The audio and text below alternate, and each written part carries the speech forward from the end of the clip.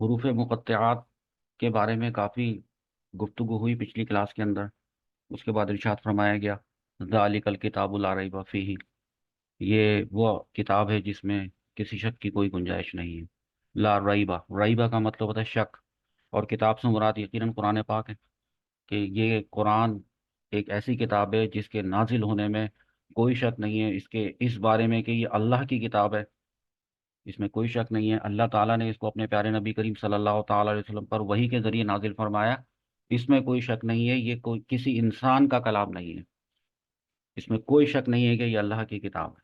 ٹھیک ہے، لا ریب فیہ، اس میں پھر آگے فرمایا ھدی للمتقین، ہدایت ہے متقین کے لیے۔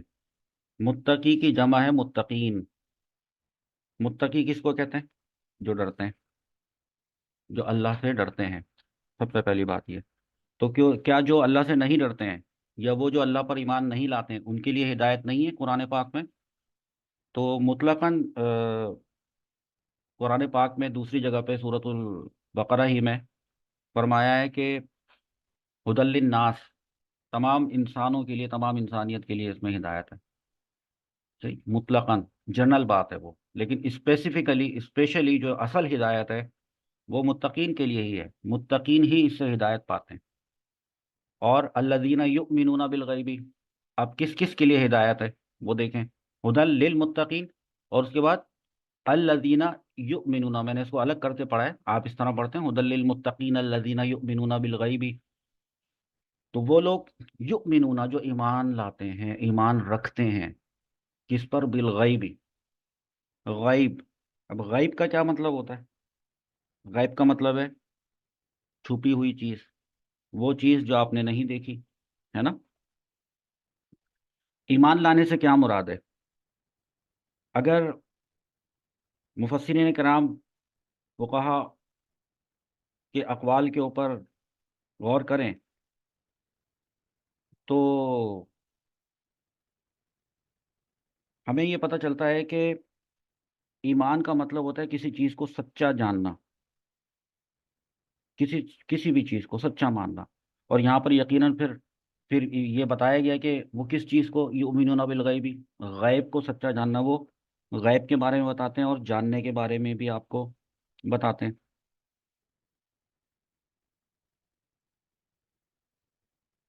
لغوی طور پہ ایمان جو ہے وہ تصدیق کا نام ہے، تصدیق کرنا، اور قولن یعنی قولی طور پہ زبان سے، عملاً عملی طور پہ، اور دل سے اعتقاداً،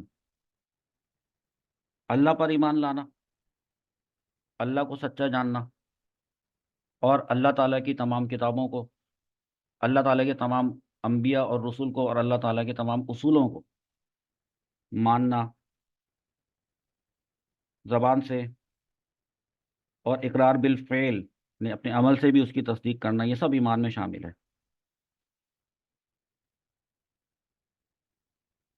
اس کے بعد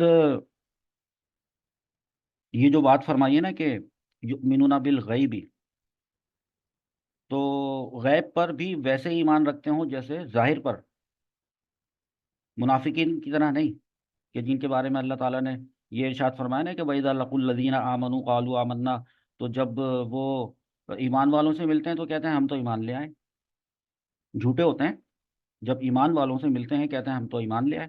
وَإِذَا خَلَوْا إِلَىٰ شَيَاطِينِهِمْ، اور جب وہ اپنے شیاطین یعنی اپنے لوگوں، منافق لوگوں کا، کفار کے ساتھ جب تنہائی میں ہوتے ہیں تو قالو کہتے ہیں انا معکم، ہم تو تمہارے ساتھ ہیں۔ وہ پوچھتے ہیں کہ تم کیا کر رہے ہو مسلمانوں میں جا کر، ان کی مسجدوں میں نماز پڑھ رہے ہو، کیا تم مسلمان ہو گئے ہو؟ تو ان کو بتاتے ہیں حقیقت حال کہ نہیں، وہ تو ہم تو تمہارے ہی ساتھ ہیں، انا معکم انما نحن مستہزئون، ان کے ساتھ تو ہم مذاق کر رہے تھے، دھوکہ دے رہے تھے، مستہزئون، استہزاء کر رہے تھے۔ تو یعنی عمل تو کرتے تھے، مسجد میں جا کر نماز بھی پڑھتے تھے، عمل تھا، لیکن ایمان اس وقت تک مکمل نہیں تھا جب تک کہ وہ دل سے اور زبان سے نہ ہو۔ زبان سے جو وہ وہاں کہتے تھے، آگے قرآن پاک میں اسی سورۃ البقرہ میں اس کا ذکر بھی ابھی آنے والا ہے۔ حضرت عبداللہ ابن عباس رضی اللہ تعالیٰ عنہ اور حضرت عبداللہ ابن مسعود اور دیگر صحابہ کرام کا غیب کے لفظ کے بارے میں قول یہ ہے کہ غیب سے مراد وہ پوشیدہ چیزیں ہیں جو ہم سے چھپی ہوئی ہیں، غیب ہیں، غائب، جو ہم سے غائب ہیں، جیسے جنت، دوزخ، یہ غائب ہے، لیکن ہم یہ اقرار کرتے ہیں کہ جنت ہے، ہم یہ اقرار کرتے ہیں کہ دوزخ ہے۔ اللہ تعالیٰ کو ہم نے نہیں دیکھا، لیکن ہم اقرار کرتے ہیں کہ اللہ تعالیٰ ہے، وہی ہمارا رب ہے۔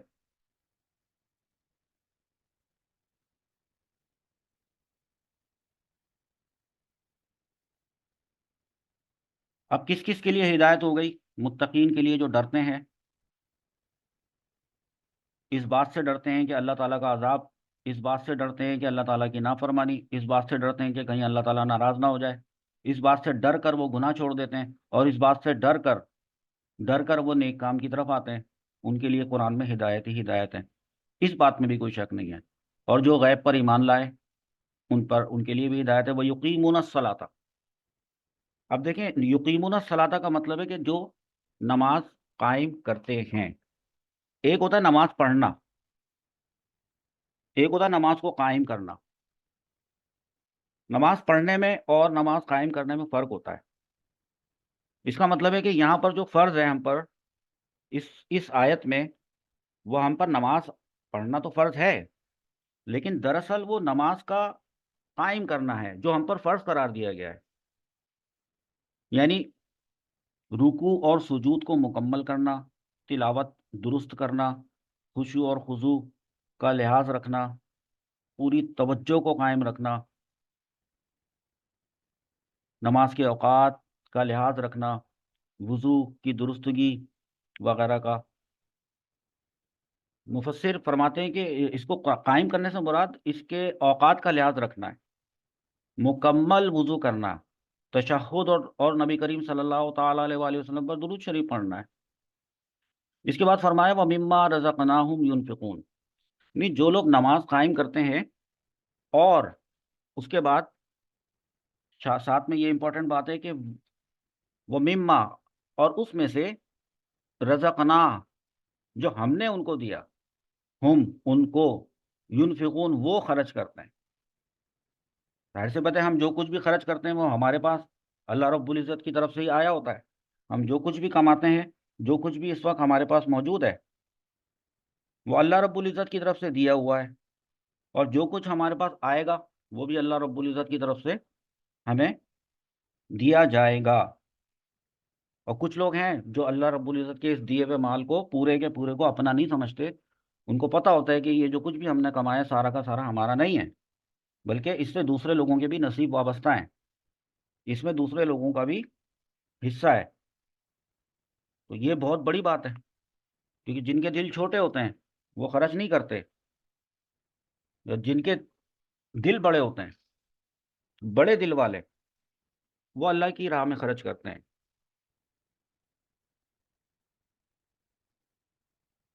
تو وہ پھر ہدایت بھی پائیں گے۔ قرآن پاک میں یہ لکھا ہے آپ کے سامنے، وَمِمَّا رَزَقْنَاهُمْ يُنْفِقُونَ، ان لوگوں کے لیے ہدایت ہے اس قرآن میں۔ اب قرآن پاک شروع ہوا ہے، ابھی سورۃ البقرہ سے قرآن پاک شروع ہو گیا ہے آپ کا، تو اب آپ لوگ دراصل قرآن پاک کے بارے میں ہی جان رہے ہیں۔ اللہ رب العزت نے قرآن پاک کو ڈیفائن کیا ہے، اور اس سے فیض حاصل کرنے والوں کس کے لیے ہے۔ جب کوئی کتاب شروع ہوتی ہے تو اس کی آڈینس متعین کی گئی بھی ہوتی ہے، پتہ ہوتا ہے کہ آپ کتاب پڑھ رہے ہیں تو آپ سے کتاب مخاطب ہے۔ تو یہاں پر سب سے پہلے تو خطاب فرما دیا کہ للمتقین، کون سے متقین؟ جو غیب پر ایمان رکھتے ہیں۔ کون سے؟ وہ جو نماز کو صرف پڑھتے ہی نہیں بلکہ قائم کرتے ہیں نماز کو، نماز کے سارے پروٹوکولز کا لحاظ رکھتے ہوئے نماز کو قائم کرتے ہیں۔ وَمِمَّا رَزَقْنَاهُمْ يُنْفِقُونَ، اور ہم نے، یعنی اللہ تعالیٰ نے ان کو جو رزق دیا ہے، جو کچھ بھی دیا ہے اس میں سے خرچ کرتے ہیں، ان کے لیے ہدایت ہے۔ اور ہم تو اللہ رب العزت سے ابھی ہدایت مانگتے ہوئے آئے۔ اس سے پہلے ہم نے سورۃ الفاتحہ پڑھی تھی، اس میں ہم نے یہ دعا کی، اہدنا الصراط المستقیم، کہ اے ہمارے رب ہمیں سیدھے راستے پر چلا۔ اہدی، ہمیں ہدایت والے راستے پر چلا، تو اگلی ہی صورت میں ہدایت آ گئی ہے۔ گویا کہ اللہ رب العزت نے دعا مانگنے کا طریقہ سکھایا سورۃ الفاتحہ میں، اور جیسی سورۃ الفاتحہ ختم ہوئی تو اب اللہ رب العزت نے اس دعا کو قبول بھی کیا، اور قبول کرتے ہوئے ہدایت بھی پیش کر دی، دے دی، قرآن دے دیا، اور شروع ہو گیا الحمدللہ۔ اچھا، اب جو لوگ اب اللہ کی راہ میں مال خرچ کرتے ہیں، اس میں احسان والا ایک جو پہلو ہے وہ میں سمجھانا چاہتا ہوں، کہ یہ اس میں ایک احسان ہے، جو احسان کرنا یہ ہر ایک کے بس کی بات نہیں ہوتی ہے۔ سوچتے ہیں کہ ہم اس کی مدد کر دیں گے، کسی کو دیکھ کے ملال آ جاتا ہے، دکھ آ جاتا ہے، سوچ کے رہ جاتے ہیں، عمل درآمد نہیں کرتے۔ توکل مضبوط نہیں ہوتا۔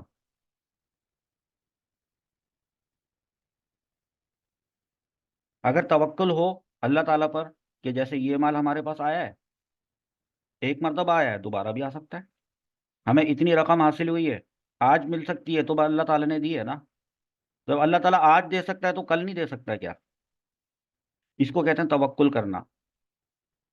اور جب انسان توکل کر لیتا ہے تو پھر اس کو اس بات سے فکر نہیں ہوتی کہ اس کے پیسے یا اس کا مال و دولت کسی کی مدد کرنے سے ختم ہو جائے گا یا کم ہو جائے گا۔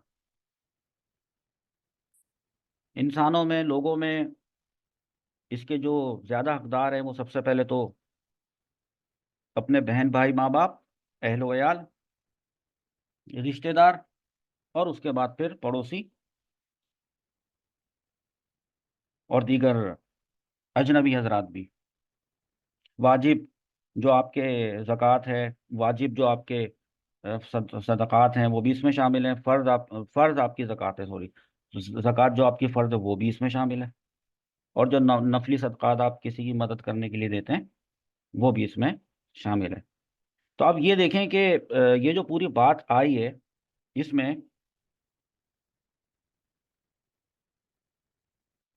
ایک حدیث اس میں پیش کرتے ہیں، ضرورت پیش آ گئی کہ حضرت عمر رضی اللہ تعالیٰ عنہ سے یہ حدیث مروی ہے کہ انہوں نے فرمایا کہ رسول اللہ صلی اللہ تعالیٰ علیہ وآلہ وسلم نے فرمایا ہے کہ اسلام کی بنیاد 5 چیزوں پر ہے، 5: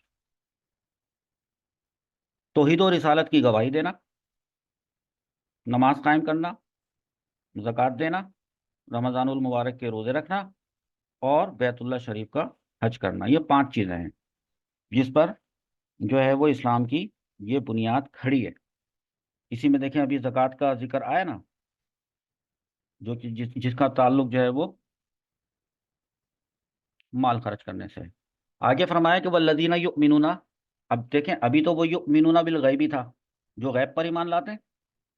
والذین یؤمنون بما انزل الیک، یہ لکھا ہے کہ والذین یؤمنون بما انزل الیک، اور وہ لوگ جو ایمان لاتے ہیں یا ایمان رکھتے ہیں، بما اس چیز پر، انزلہ جو کہ نازل کی گئی، الیکا، الا مانے طرف، کا مطلب آپ، کاف سے مراد آپ صلی اللہ علیہ وسلم، یعنی اس چیز پر ایمان رکھتے ہیں وہ لوگ جو آپ کی طرف نازل کی گئی۔ تو وہ کیا چیز نازل کی گئی؟ ابھی بتایا کہ ڈیفینیشن آف قرآن چل رہی ہے۔ وما، اور اس چیز پر بھی ایمان رکھتے ہیں، انزلہ جو کہ نازل کی گئی، من قبلی کا، آپ سے پہلے۔ تو آپ سے پہلے کیا کیا نازل کیا گیا؟ توریت، انجیل، زبور، اللہ رب العزت کی دیگر آسمانی کتابیں۔ ہم مسلمان نہ صرف قرآن پر ایمان رکھتے ہیں بلکہ اللہ رب العزت کی قرآن سے پہلے آنے والی کتابوں پر بھی ہم ایمان رکھتے ہیں۔ یہ ایمان رکھتے ہیں کہ وہ سب اللہ رب العزت ہی کی کتابیں ہیں، وہ سب اللہ ہی کی طرف سے نازل کی گئی ہیں۔ اور رہی بات عمل کرنے کی، تو جو ہمیں دیا گیا چارٹرڈ اور کوڈ آف کنڈکٹ وہ ہمارا یہ قرآن ہے۔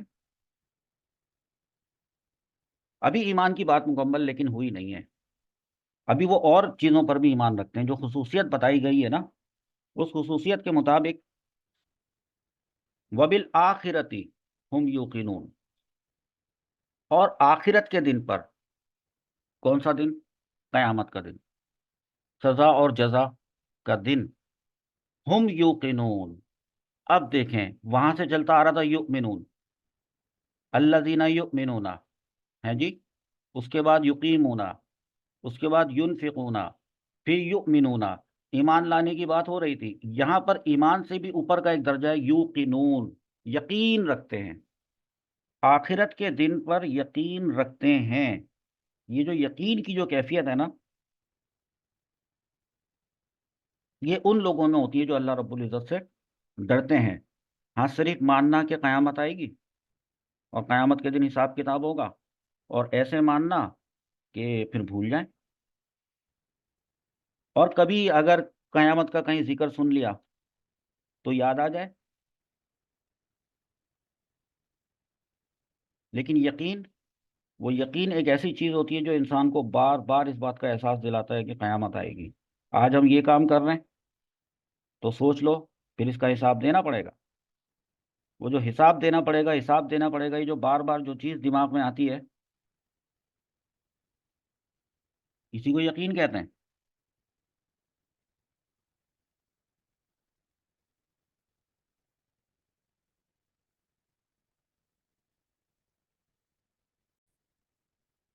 यानी मुत्तकीन लोग, वो क़यामत पर, ये जो वबिल आखिरति हम यूक़िनून वाली बात है, क़यामत पर और जो कुछ उसमें जज़ा और हिसाब वगैरह है, होगा जो क़यामत वाले दिन, जो कुछ भी आपको मालूम है, उस पर सब पर ऐसा यकीन रखते हैं, ऐसा यकीन रखते हैं कि उसमें उन्हें ज़र्रा भी शक व शुबा नहीं है, ज़र्रा बराबर भी उनको शक व शुबा नहीं है। और इसमें इस बात की तरफ भी इशारा है कि यहूदियों और ईसाइयों का आखिरत के मुतालिक अकीदा बिल्कुल दुरुस्त नहीं है। उनका बिल्कुल गलत अकीदा है क़यामत के बारे में, आखिरत के बारे में। क्योंकि उनमें से ये जो यहूद और नसारा है, इनका हर एक का ये अकीदा था कि उनके अलावा कोई जन्नत में जाएगा ही नहीं। वो ये कहते थे, अभी भी यही कहते हैं। आखिरत के दिन पर वो बिलीव करते हैं, यहूदी भी, और आखिरत के दिन पर तो ये ईसाई भी यकीन रखते हैं, और हम मुसलमान भी। लेकिन हमारा ईमान लाना और उनके ईमान लाने में फ़र्क है। हम तो नहीं कहते ये चीज़, लेकिन वो ये कहते हैं यहूदी के सिर्फ़ यहूदी अल्लाह ताला के बेटे हैं, वो अल्लाह ताला की पसंदीदा इंसान है, और बस वही जन्नत में जाएंगे।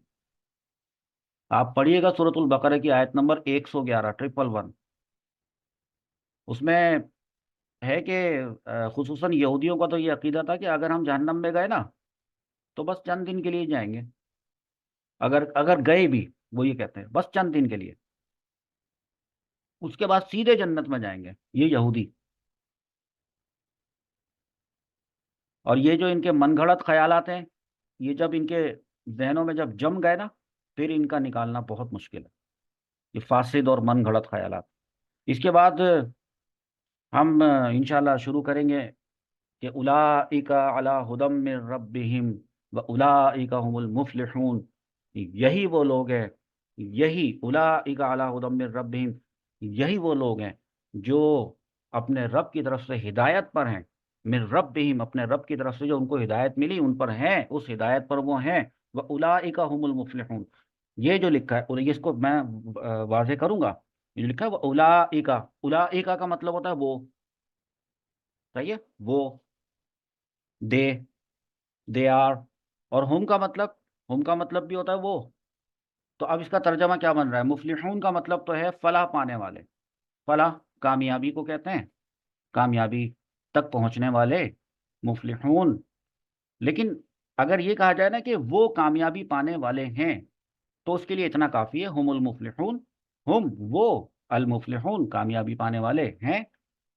और अगर यूं कहा जाता कि उलाइका अल मुफलिहून, तब भी ठीक है, उलाई का माने भी वही वो, अल मुफलिहून का मतलब कामयाबी पाने वाले, तो उलाइकल मुफलिहून, वो कामयाबी पाने वाले हैं। तो फिर ये दो मर्तबा वो कैसे क्यों आया है?